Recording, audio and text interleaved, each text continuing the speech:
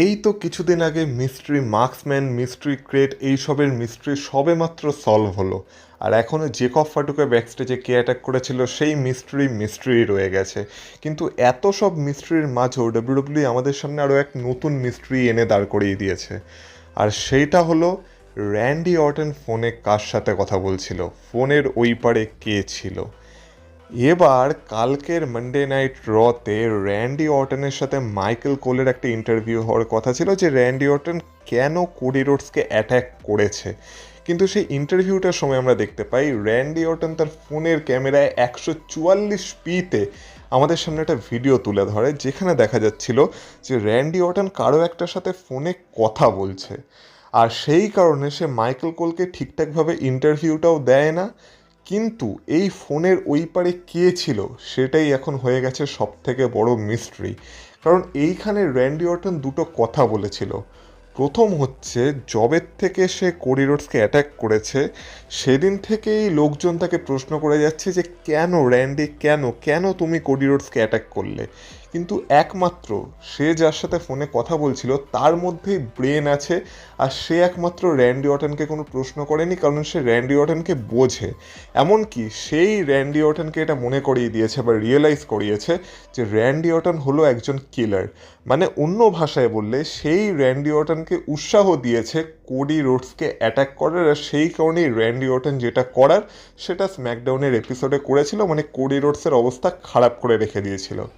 আর দ্বিতীয় পয়েন্ট হলো, Randy Orton এই প্রোমোটার শেষে, মানে যখন তার সাথে ফোনে কথা বলা হয়ে গেছিলো আর মাইকেল কোলকে সে ইন্টারভিউ দেয়নি, তখন শেষে সে একটা লাইন বলেছিল যেটা হচ্ছে কোডি রোডসের trademark line, wrestling has more than one royal family.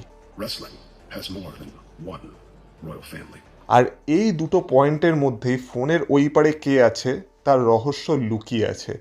এবার কেন এটাকে আমি এত বড় রহস্য বলছি, তার কারণ হচ্ছে এটা রেসলমেনিয়ার সময়। আর ডাব্লিউডাব্লিউইতে এই মুহূর্তে দুটোই বড় স্টোরি লাইন চলছে, এক হচ্ছে রোমান রিংস সিএম পাঙ্ক, আর এক হচ্ছে Cody Rhodes versus Randy Orton. এবার এই দুটো লাইনের উপরই এই বছরের রেসলমেনিয়া আপাতত দাঁড়িয়ে আছে। এবার রোমান রিংস আর সিএম পাঙ্ক তো নিজেদের কাজ করছে, কিন্তু যেহেতু কোডি রোডস মানে ট্রিপল এইচের গোল্ডেন বয়, ট্রিপল এইচের সোনার টুকরো ছেলে, কোডি রোডস একটা স্টোরি লাইনে ইনভলভ আছে, সেটাও রেসলমেনিয়ার মেইন ইভেন্ট হতে চলেছে। তো ট্রিপল এইচ অবশ্যই চাইবে এই স্টোরিটাকে বেশি ইন্টারেস্টিং বানাতে। সেক্ষেত্রে র্যান্ডি অর্টনের ফোনের ওই পারে কে ছিল, এই গল্পটা এই স্টোরি লাইনে একটা খুব ইন্টারেস্টিং পার্ট প্লে করতে পারে। আর সেই কারণেই এই রহস্যটার উন্মোচন হওয়া দরকার। এবার ডাব্লিউডাব্লিউ এটা আমাদের সামনে আনবে কি আনবে না সেটা তো পুরোপুরি ডাব্লিউডাব্লিউর ব্যাপার, কিন্তু আশা করা যায় ডাব্লিউডাব্লিউ আনবে। আর ফোনের ওই পারে যে আছে সে এই স্টোরি লাইনটা তো একটা বড় পার্ট প্লে করবে।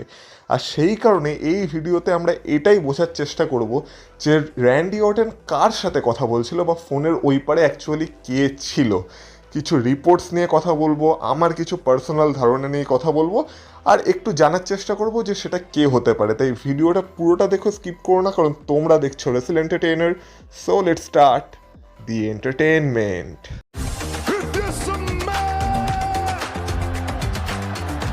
Acknowledge me. Acknowledge me. You there, sitting at home. Acknowledge me. দেখো, সবার প্রথমে আমি আমার একটা পার্সোনাল ওপিনিয়ন দিই, সেটা হচ্ছে আমার মনে হয় না যে ফোনের ওই পারে যে ছিল সে কোনো কারেন্ট ডাব্লিউডাব্লিউ সুপারস্টার। কারণ যদি সে কোনো কারেন্ট ডাব্লিউডাব্লিউ সুপারস্টার হতো তাহলে র্যান্ডি অর্টন তার কাছে অ্যাডভাইস কেন নিত।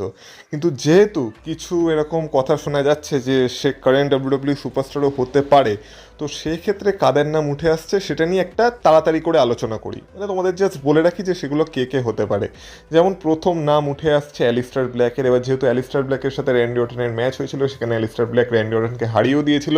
আর এখন যেহেতু অ্যালিস্টার ব্ল্যাকের ক্যারেক্টারটা একটু ডার্ক টাইপের ক্যারেক্টার, আর সে লোককে আর কি মানে লোকের মাইন্ডে ঢুকে তার মাইন্ডকে কন্ট্রোল করার চেষ্টা করে, তো সেই কারণে অ্যালিস্টার ব্ল্যাকের নাম উঠে আসছে যে সে র্যান্ডি অর্টনকে আবার তার সেই পুরনো ভিসিএস রূপে ফিরিয়ে এনেছে, বা তাকে এটা রিয়েলাইজ করিয়েছে যে সে অ্যাকচুয়ালি কে ছিল। তো এই কারণে অ্যালিস্টার ব্ল্যাকের নাম উঠে আসছে।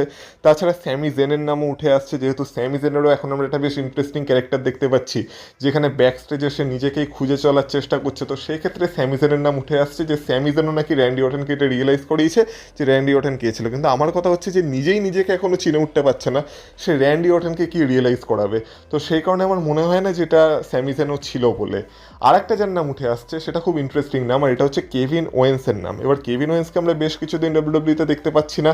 আর লাস্ট টাইম যখন কেভিন ওয়েন্স ডাব্লিউডব্লিউতে ছিল তখন তার ফিউড র্যান্ডি অর্টনের সাথেই চলছিল, আর আমরা জানি র্যান্ডি অর্টন আর কেভিন ওয়েন্স ভালো বন্ধু রিয়েল লাইফে। এমনকি কোডি রোডসের সাথেও কেভিন ওয়েন্সের হিস্ট্রি ছিল।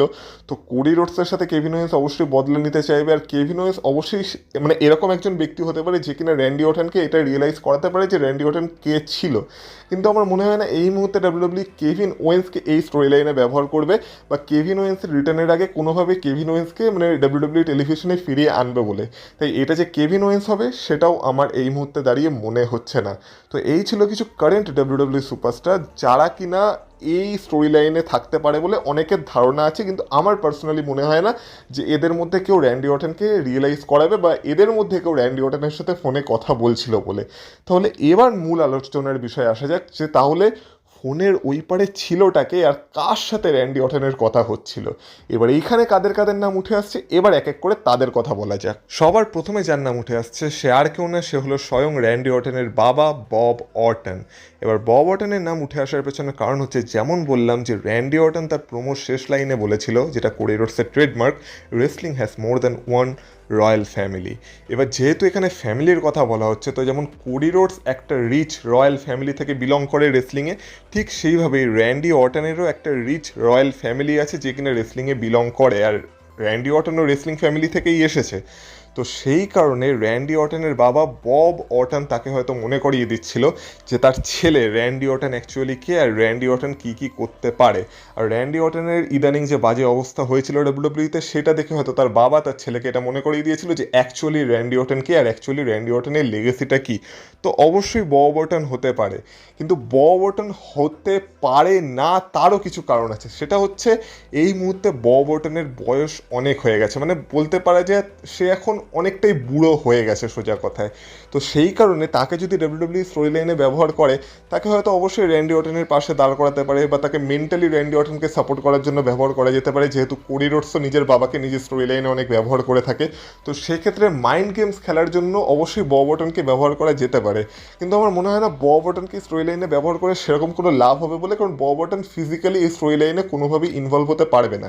হ্যাঁ, এটা যদি 2005-এর সময় হতো, যে সময় আমরা দেখেছিলাম যে র্যান্ডি অর্টনের বাবা বব অর্টন র্যান্ডি অর্টনের ম্যানেজার হিসেবে এসেছিল, তো সেই সময়টা আলাদা ছিল। কিন্তু এই মুহূর্তে দাঁড়িয়ে বব অর্টনের বয়স অনেকটাই হয়ে গেছে, আর এই স্টোরি লাইনে বব অর্টনকে ডাব্লিউডব্লিউ ব্যবহার করবে বলে আমার মনে হয় না। যেহেতু ফ্যামিলির কথা উঠেছে তার জন্য বব অর্টনের নাম আসছে, কিন্তু আমার মনে হচ্ছে না যে এটা বব অর্টন বলে। আর হলেও সেক্ষেত্রে স্টোরি লাইনটাকে মানে এই র্যান্ডি অর্টন ভার্সেস কোডি রোডসের ফিউডের মধ্যে ব্যবহার করা যাবে বলে আমার মনে হচ্ছে না। খুব জোরালে কী হবে, শুধুমাত্র ওই এক দুবার নামই আসবে, এর থেকে বেশি স্টোরি লাইনে কিছু হবে বলে আমার মনে হচ্ছে না। তাই বব অর্টনের চান্স আমার কম বলেই মনে হচ্ছে, কিন্তু যেহেতু সে র্যান্ডি অর্টনের বাবা, তার জন্য তার নাম এই লিস্টে রাখা দরকার, আর আমি এই লিস্টে রেখেছি। দ্বিতীয় যার নাম মনে করা হচ্ছে সেও একজন ডাব্লিউডব্লিউ লেজেন্ড, আর সে হলো রিক ফ্লেয়ার। এবার রিক ফ্লেয়ারের নাম কেন উঠে আসছে, যেহেতু রিক ফ্লেয়ারের সাথে র্যান্ডি অর্টনের হিস্ট্রি আছে। আমরা দেখেছিলাম যখন র্যান্ডি অর্টন এভলিউশনের পার্ট ছিল, যেখানে ট্রিপল এইচ ছিল, রিক ফ্লেয়ার ছিল, বাতিস্টা ছিল, আর র্যান্ডি অর্টন ছিল। তো সেক্ষেত্রে যেহেতু কোডি রোডস ট্রিপল এইচের খুব ফেভারিট, তাই রিক ফ্লেয়ার হয়তো র্যান্ডি অর্টনকে মনে করিয়ে দিচ্ছে যে র্যান্ডি অর্টন কে ছিল, এই জন্যই রিক ফ্লেয়ারের নাম উঠে আসছে। কিন্তু আমার সত্যি বলতে মনে হয় না যে রিক ফ্লেয়ারও এটা হবে বলে, কারণ একটা কারণ তো সেম, যেমন বব অর্টনের ক্ষেত্রে আমি বললাম যে তার বয়স অনেক হয়ে গেছে, সেম রিক ফ্লেয়ারের জন্য প্রযোজ্য, যে রিক ফ্লেয়ারও এখন অনেকটাই বয়স্ক হয়ে গেছে, আর সেই স্টোরি লাইনে এলেও আমার মনে হয় না সে ফিজিক্যালি স্টোরি লাইনটাকে কিছু দিতে পারবে বলে। খুব জোর হলে তাকেও সেই ম্যানেজারের মতো সাইডে এসে দাঁড়িয়ে থাকতে হবে, না হলে তার নামকে ব্যবহার করা যেতে পারে, এইটুকুই। তাকে ডাব্লিউডব্লিউ লেজেন্ড হিসেবে ব্যবহার করবে ডাব্লিউডব্লিউ, এইটুকুই। কিন্তু এর থেকে বেশি স্টোরি লাইনে সে আর কিছু দিতে পারবে বলে আমার মনে হচ্ছে না। তো সেম কারণে আমার মনে হয় না যেটা রিক ফ্লেয়ার হবে বলে। আর বেকার বেকার রিক ফ্লেয়ারকে ডাব্লিউডব্লিউ কেন এই স্টোরি লাইনে ব্যবহার করতে যাবে, শুধুমাত্র এভলিউশনের হিস্ট্রির জন্য? এই একটা কারণে রিক ফ্লেয়ার এটা হবে বলে আমার মনে হচ্ছে না। তাই ফোনের ওই পারে যে রিক ফ্লেয়ার ছিল সেটাও আমার মনে হচ্ছে না, আর রিক ফ্লেয়ারের নামকে আমি আমার পার্সোনাল লিস্টে বাদের খাতায় রাখছি। কিন্তু তবু যেহেতু নামটা উঠে আসছে, তাই আমি তোমাদের সাথে আলোচনা করলাম। 3 নম্বরে যার নাম উঠে আসছে সে হলো টেড ডিভিয়াসি জুনিয়র। এবার টেড ডিভিয়াসি জুনিয়রের নাম কেন উঠে আসছে, ওই যে বললাম, wrestling has more than one royal family. এবার টেড ডিভিএসি জুনিয়র ও টেড ডিভিএসির ছেলে, আর সেও একটা রেসলিংয়ের রয়্যাল ফ্যামিলি থেকে বিলং করে, আর তার সাথেও র্যান্ডি অর্টন আর কোডি রোডস দুজনেরই হিস্ট্রি আছে। র্যান্ডি অর্টন যখন তার একটা টিম বানিয়েছিল লেগেসি নামে, তখন সেই টিমে তিনজনই ছিল, র্যান্ডি অর্টন নিজে, কোডি রোডস আর টেড ডিভিএসি জুনিয়র। এবার র্যান্ডি অর্টন আর কোডি রোডসের স্টোরি লাইনে এই কারণে যদি টেড ডিভিএসিকে ডাব্লিউডাব্লিউই ব্যবহার করতে চায় বা টেড ডিভিএসি জুনিয়রকে ডাব্লিউডাব্লিউই ব্যবহার করতে চায়, অবশ্যই করতে পারে, কারণ তার হিস্ট্রি দুজনের সাথেই আছে। এবার সেক্ষেত্রে সে অবশ্যই র্যান্ডি অর্টনকে এটা মনে করিয়ে দিতে পারে যে র্যান্ডি অর্টন কে আর র্যান্ডি অর্টনের কী কী পাওয়ার। কিন্তু কেন টেড ডিভিএসি জুনিয়রের হওয়ার চান্স একটু কম, সেটা হলো যে এই মুহূর্তে টেড ডিভিএসি জুনিয়র তার রিয়েল লাইফে কিছু ক্রিমিনাল কেসে ফেসে আছে বা তার উপর কিছু ক্রিমিনাল চার্জেস লেগে আছে। আর আমরা জানি যে ডাব্লিউডাব্লিউই আইনি ব্যাপারটাকে কতটা সতর্কতার সাথে হ্যান্ডেল করে।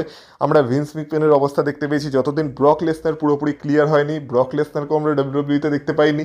তো সেম কারণে এখন যেহেতু টেড ডিভিএসির উপরে এরকম কিছু আইনি আর কি কার্যকলাপ চলছে, তো সেই কারণে ডাব্লিউডাব্লিউই তাকে অ্যাভয়েডই করতে চাইবে। আর আমার মনে হয় না তাকে এই স্টোরি লাইনে ডাব্লিউডাব্লিউই ব্যবহার করবে বলে, বিশেষ করে যেখানে রেসলম্যানিয়া স্টোরি লাইনের কথা হচ্ছে। তো সেই কারণে যদি এই ক্রিমিনাল অফেন্স বা এই আইনি মানে কার্যকলাপ না হতো তার সাথে, বা তার সাথে অ্যাসোসিয়েট না থাকতো, তাহলে অবশ্যই তার চান্স ছিল যে সে হতে পারে, আর এইভাবে তার একটা রিটার্নও ডাব্লিউডাব্লিউতে পসিবল ছিল।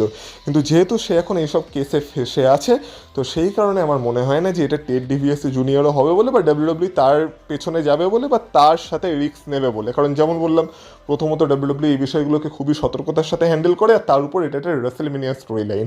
তাই ডাব্লিউডাব্লিউকে বিশেষ নজর দিতে হবে এই স্টোরি লাইনটায়, যদি এই ফোনের ওপারের ব্যক্তিকে ডাব্লিউডাব্লিউ অ্যাকচুয়ালি স্টোরি লাইনে ব্যবহার করতে চায়। তাই আমার টেড ডিভিএসি জুনিয়রের চান্সও কম বলেই মনে হচ্ছে। এবার বাকি আরও দুটো নামের কথা বলবো, বিশেষ করে শেষ নামটা তো খুবই ইন্টারেস্টিং। তো এবার আমি যার নামের কথা বলবো তার অ্যাকচুয়ালি সেন্সও বানাচ্ছে আর তার চান্সও আছে, আর সেটা হলো the final boss, the rock. এবার রক কিভাবে ফোনের ওপারে থাকতে পারে, এটা কিভাবে সেন্স বানাচ্ছে, সবই তোমরা জানো। প্রথম কথা হচ্ছে, রকের সাথে এখনও কোডি রোডসের একটা আনফিনিশ বিজনেস বাকি আছে। আমরা আগের বছর দেখেছিলাম রক যখন কোডি রোডসকে বলেছিল যে রকের কাছে তার সোলকে সেল করে দিতে বা বিক্রি করে দিতে, কোডি রোডস সেটা করেনি। উল্টে সেই সময় আমরা জন সিনার হিলটন দেখতে পেয়েছিলাম।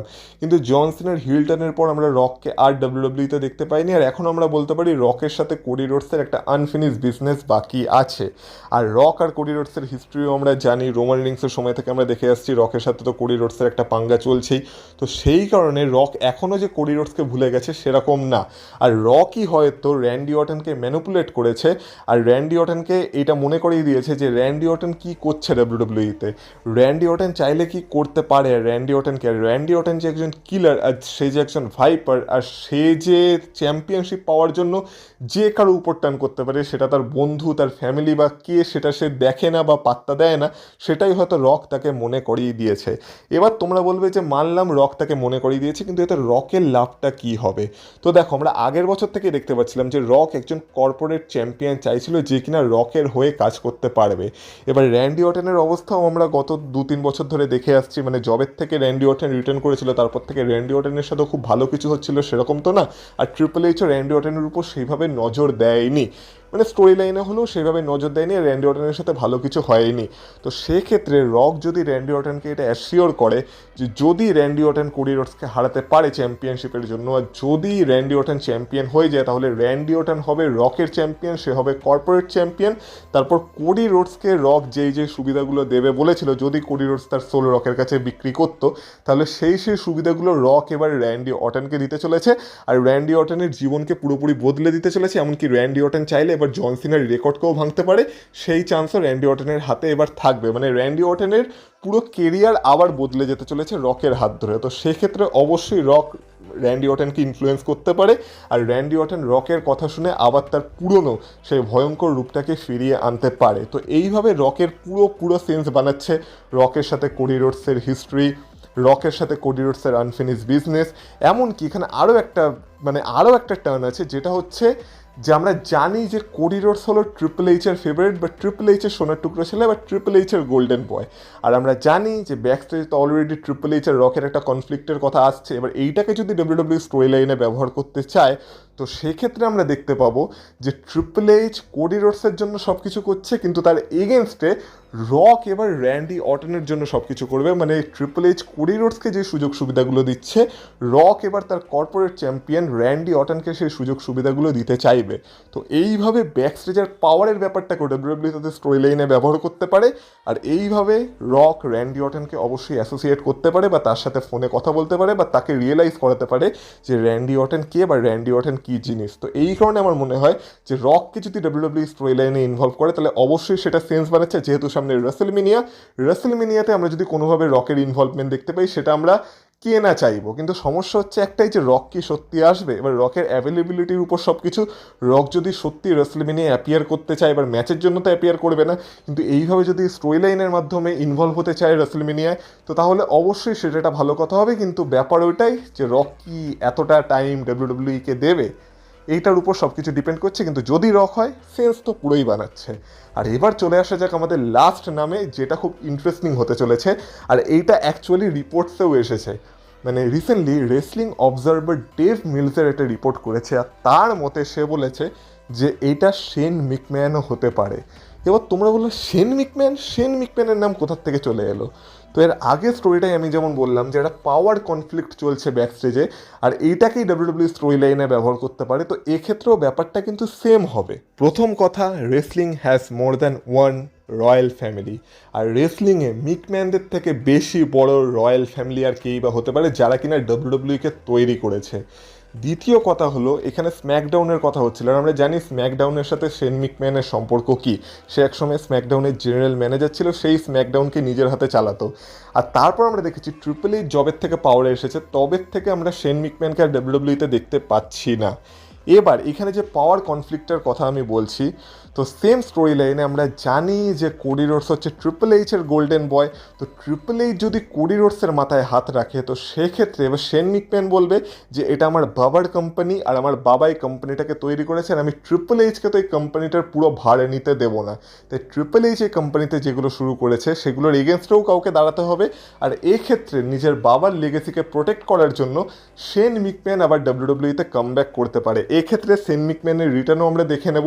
এবার যেহেতু ভিন্স মিকম্যানের সাথে এখন অনেক আইনি জটিলতা আছে, তাই এই মুহূর্তে ভিন্স মিকম্যান হয়তো স্টোরি লাইনে ইনভলভ হতে পারবে না, কিন্তু ভিন্স মিকম্যানের জায়গায় যদি শেন মিকম্যান আবার ডাব্লিউডাব্লিউতে ফিরে আসে, আর তারপর আমরা যদি দেখতে পাই যে একদিক থেকে ট্রিপল এইচ কোডি রোডসের হাত ধরে ডাব্লিউডাব্লিউকে এক জায়গায় নিয়ে যেতে চাইছে, কিন্তু তার এগেনস্টে এবার এসে দাঁড়িয়েছে শেন মিকম্যান, যে কিনা তার চ্যাম্পিয়ন র্যান্ডি অর্টনকে ডাব্লিউডাব্লিউর ফেস বানাতে চাইছে। তো এই স্টোরি লাইনটাও কিন্তু ইন্টারেস্টিং হবে। আর রেসেলমেনিয়ায় ভাবো এই স্টোরি লাইনটা কতটা বেশি এক্সাইটমেন্ট এনে দিতে পারে।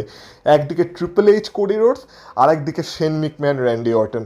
তো এইটা অ্যাকচুয়ালি একটা রেসেলমেনিয়া লেভেলের ফিল দেবে এই স্টোরি লাইনটায়। তো সেই জন্য আমি বলছি, অবশ্যই যদি ডাব্লিউডাব্লিউ তাদের এই ভেতরকার পলিটিক্স বা ভেতরকার পাওয়ার কনফ্লিক্টকে ডাব্লিউডাব্লিউ স্টোরি লাইনেও ব্যবহার করতে চায়, তো সেক্ষেত্রে শেন মিকম্যানের রিটার্ন এখানে একটা বিশাল গুরুত্বপূর্ণ রোল প্লে করতে পারে। আর যদি শেন মিকম্যান এসে ডিরেক্ট এই স্টোরি লাইনে ইনভলভ হয়ে যায়, যেখানে কিনা ডাব্লিউডাব্লিউর main championship on the line আছে, তো তার থেকে বড় ব্যাপার আর কী বা হতে পারে। আর আমার মনে হয় এইটা দেখতে অনেকেই ইন্টারেস্টেড হবে। তার কারণ হচ্ছে এখন অনেকেই ট্রিপল এইচের এগেনস্টে চলে গেছে, অনেকেরই ট্রিপল এইচের বুকিং ভালো লাগছে না, ট্রিপল এইচের ডিসিশন ভালো লাগছে না। তো সেই ক্ষেত্রে তারা যদি তাদের একটা মাসিহা পায়, মানে যার উপর তারা ভরসা করতে পারে, তো সেই ক্ষেত্রে যদি শেন মিকম্যান তাদের মাসিহা হয়ে আসে, তাহলে সেইটাই স্টোরি লাইনটাকে একটা আলাদা মাত্রা প্রদান করবে। তো সেই কারণে শেন মিকম্যান অবশ্যই হতে পারে। আর ডেভ মিলসের মতো সে এটাই বলছে যে এটা অবশ্যই শেন মিকম্যান হওয়ার একটা পসিবিলিটি আছে। সে 100% কনফার্ম করে কিছু বলেনি, কিন্তু যদি এই স্টোরি লাইনটায় শেন মিকম্যানের রিটার্ন হয়, আমি তো অন্তত এই স্টোরি লাইনটার জন্য ইন্টারেস্টেড থাকবো, আর আশা করি তোমরাও তাই থাকবে। তো এবার তোমরা বলো, এই যে এই কটা নামের কথা আমি বললাম, এদের মধ্যে তোমার কি মনে হচ্ছে যে অ্যাকচুয়ালি র্যান্ডি অর্টন ফোনে কার সাথে কথা বলছিল?